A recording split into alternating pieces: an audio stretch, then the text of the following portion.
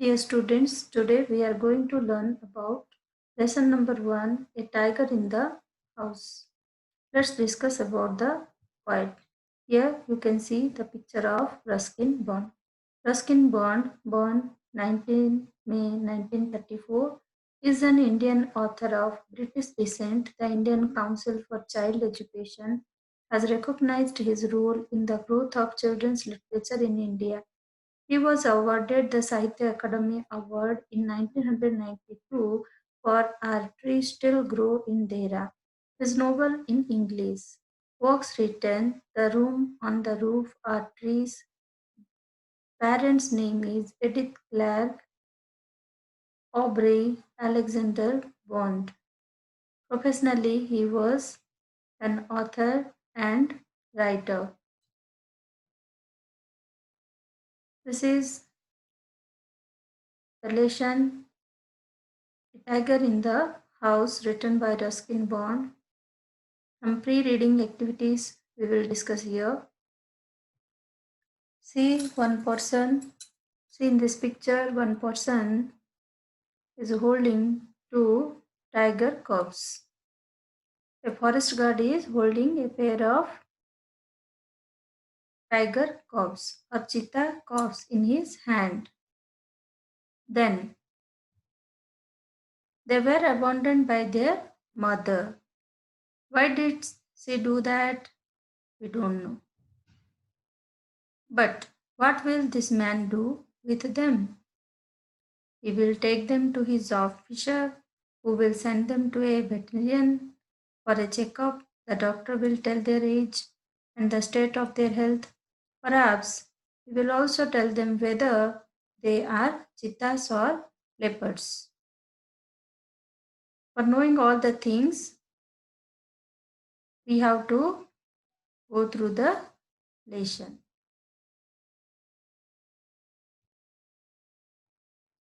Here, this is the story of a tiger cub. The name of the tiger cub is Timothy. Timothy, the tiger cub, was discovered by grandfather on a hunting expedition in the Terai jungle near Dehra. At first, the tiger cub, who was named Timothy by grandmother, was brought up entirely on milk given to him in a feeding bottle by our cook Mahmud. But the milk proved too rich for him, and he was put on a diet of raw mutton and cod liver oil, to be followed later by a more tempting diet of pigeons and rabbit. From this first paragraph, what we understood: one day, the narrator's grandfather. Here, who is the narrator? The narrator is Ruskin Bond. One day, the narrator's grandfather was walking down the forest path. His party was at a distance. He found a little tiger and brought him home. Grandfather was the only successful member of the hunting party. The narrator's grandfather named the tiger cub. Who named the tiger cub? The narrator's grandmother named the tiger cub Timothy. What is the name of the tiger cub? Timothy. She brought him up on bottle milk. Later, he was put on a diet of raw mutton and cod liver oil. Afterwards, he was put on the diet of pigeons and rabbits also. Then we'll move to the second paragraph. Timothy was provided with two companions. Toto, the monkey, who was bold enough to pull the young tiger by the tail and then climb up the cottage. If Timothy lost his temper and a small mongrel puppy found on the road by grandfather. At first, Timothy appeared to be quite afraid of the puppy and darted back with a spring if it came too near. He would make absurd dashes as it with his large forepaws and then retreat to a ridiculous safe distance. Finally, he followed the puppy to crawl on his back and rest there. One of Timothy's favorite amusement was to stalk anyone who would play with him. And so, when I came to live with grandfather, I became one of the tiger's favorites with a crafty look in his glittering eyes and his body crouching. He would creep closer and closer to me, suddenly making a dash for my feet, rolling over on his back and kicking with delight and pretending to bite my ankles. Here, one Timothy has one friend. The friend name is Toto. Who is Toto? Toto is a monkey. Toto, the monkey, pulled the cob's tail. Toto climbed up the curtain when Timothy lost his temper. He and a mongrel puppy were Timothy's companion. One mongrel puppy also there with them. Mongrel puppy were there with Timothy and Toto. When the narrator came to live with grandfather, he became one of the tiger's favorite. Who? The narrator. Narrator means Ruskin Bond. When Ruskin Bond came to grandfather's house, he also one of the friend of tigers. Timothy was afraid of the puppy, but finally the puppy was allowed to crawl and rest on his back. Timothy's favorite amusement was to stalk his playmates. He also made a dash at the narrator's feet. He pretended to bite his ankles. Then we'll move to next paragraphs. He was by this time the size of a full grown retriever, and when I took him out for walks, people on the road would give us a wide berth when he pulled hard on his chain.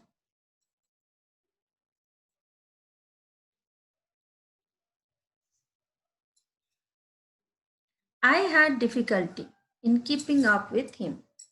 His favorite place in the house was the drawing room, and he would make himself comfortable on the long sofa, reclining there with great dignity and snarling at anybody who tried to get him off.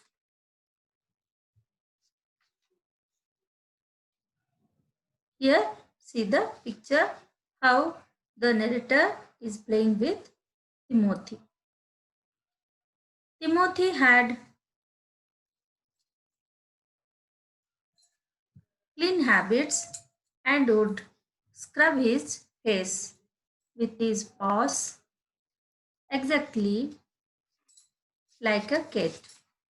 He slept at night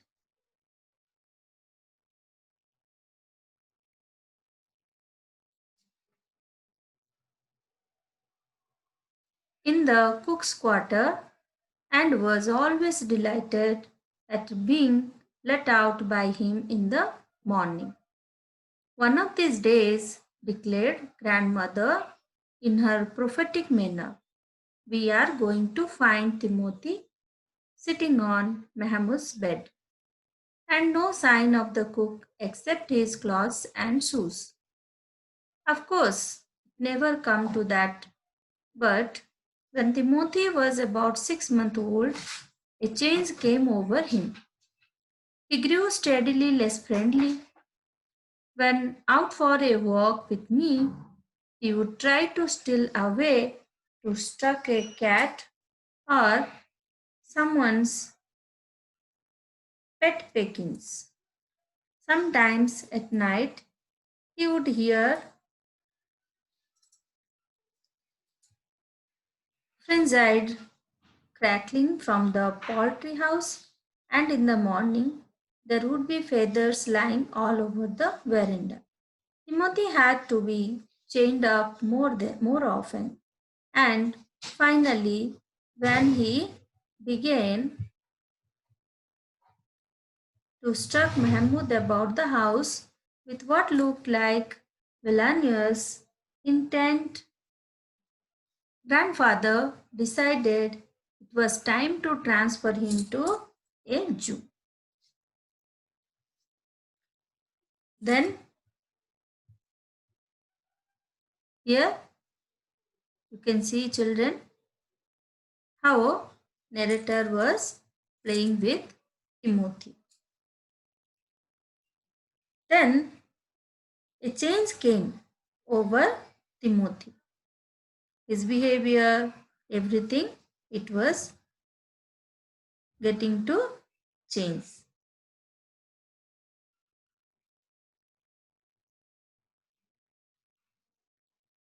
He was of full size. Sometimes he pulled hard at his chain. The narrator kept off with him with great difficulty. He reclined on a long sofa. See, he reclined on the long sofa in the drawing room. He snarled at everybody. He had clean habits. He would scrub his face with his paws like a cat. He slept in the cook's quarter. He preferred to be taken out in the morning for a walk. Here you see, every day narrator has taken him for morning walk. He grew less friendly when he became 6 months old. He also started eating small animals. He started to eat small animals. His behavior was changed. Then, when the changes came, what grandfather has taken the decision, we will get to know from paragraph number 9. The nearest Jew was at Lucknow, 200 miles away, reserving a first class compartment for himself and Timothy. No one would share a compartment with them. Grandfather took him to Lucknow, where the Jew authorities were only too glad to receive as a gift a well fed and fairly civilized tiger. About 6 months later, when my grandparents were visiting relatives in Lucknow, grandfather took opportunity of calling at the Jew to see how Timothy was getting on. It was not there to accompany him, but I heard all about it when he returned to Dhera. Arriving at the Jew, grandfather made straight for the particular cage in which Timothy had been interned.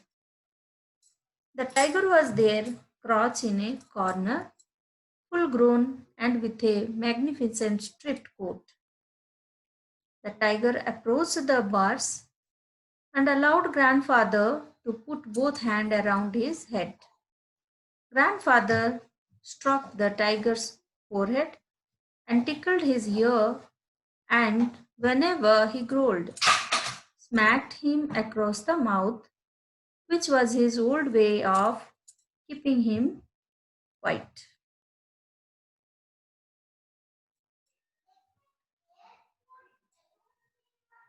Here, see how grandfather was mingling with Timothy in the zoo.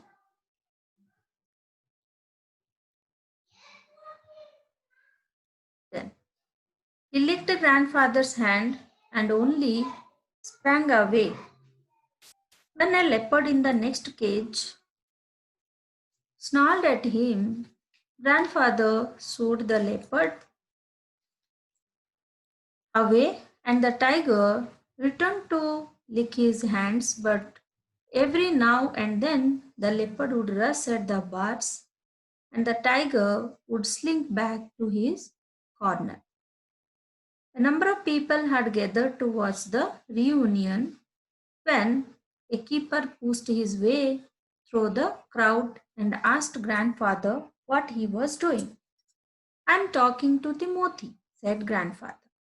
Weren't you here when I gave him to the Jew 6 months ago?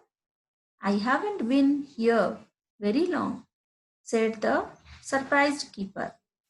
Please continue your conversation, but I have never been able to touch him myself. He's always very bad temper.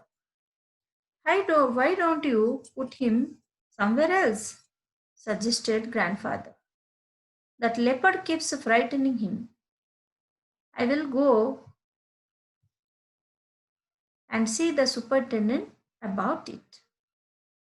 Then, what grandfather did after seeing the changes within Timothy? Grandfather took him to Lucknow. Timothy and grandfather traveled in a first class compartment in Lucknow.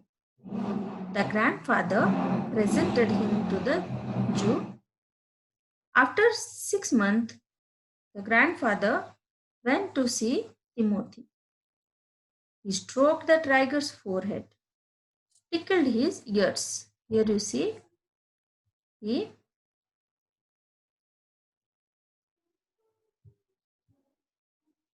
see in this picture how grandfather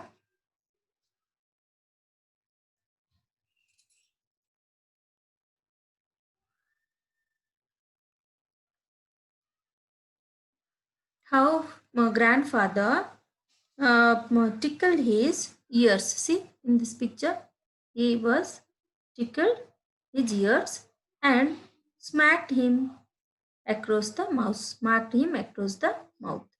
At that time, tiger licked grandfather's hand.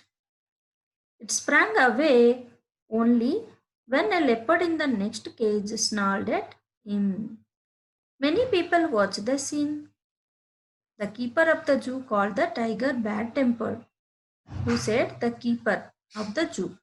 He said that this tiger is very bad tempered. He had no knowledge about the owner of the tiger. Grandfather wished the tiger to be transferred to some other cage. A leopard in the next cage would constantly rush at Timothy. However, he could not meet the superintendent.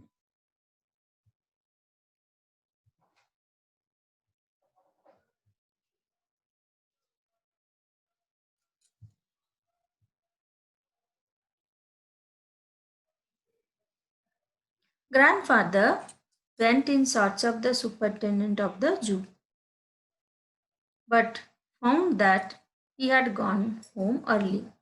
And so, after wandering about the zoo for a little while, he returned to Timothy's cage to say goodbye. It was beginning to get dark. He had been stroking and slapping Timothy for about 5 minutes when he found another keeper observing him with some alarm. Grandfather recognized him as the keeper who had been there when Timothy had first come to the zoo. You remember me, said grandfather. Now, why don't you transfer Timothy to another cage away from this stupid leopard? But, sir, stammered the keeper, it is not your tiger.